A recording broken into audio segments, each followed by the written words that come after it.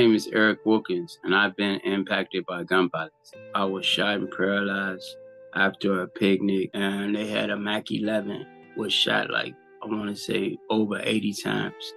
It hit me twice. It hit one of my friends twice, and the individual that they was chasing, they shot him 10 times. Well, I was shot in my back first, which instantly paralyzed me, and I was shot in my leg. I spent 5 months in the hospital. It was a life-changing experience for me. A couple of years later, I was introduced to wheelchair sports, and I met more people that were impacted like me. So I started the Broken Winggz Foundation to give us support being survivors of gun violence here in Chicago. Broken Winggz is a support group for survivors of gun violence and their families. And what made me start it actually was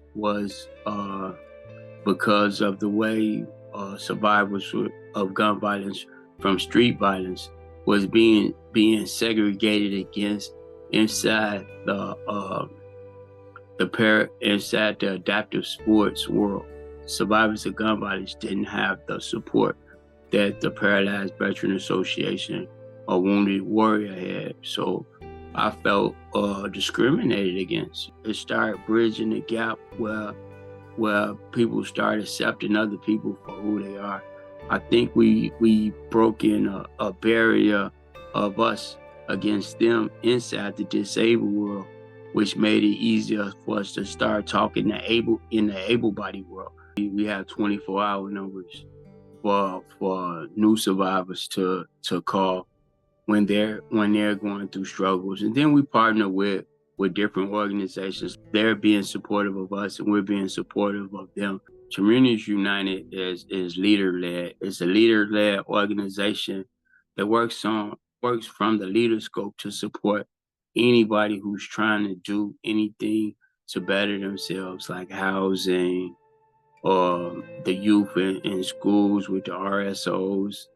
And just, it challenges you to really be your best. I'm an organizer, a Roseland organizer. So what I do, I talk to my neighbors about different things that we need done in the community, safety-wise, housing-wise, voting-wise, and we just go out and we make it happen. And so we've learned that we need some type of support and some type of way to curb the violence, where we could bring more communication, more safe spaces, more peace circles. And that's, I think, what's needed, and that's what we're bringing to the city.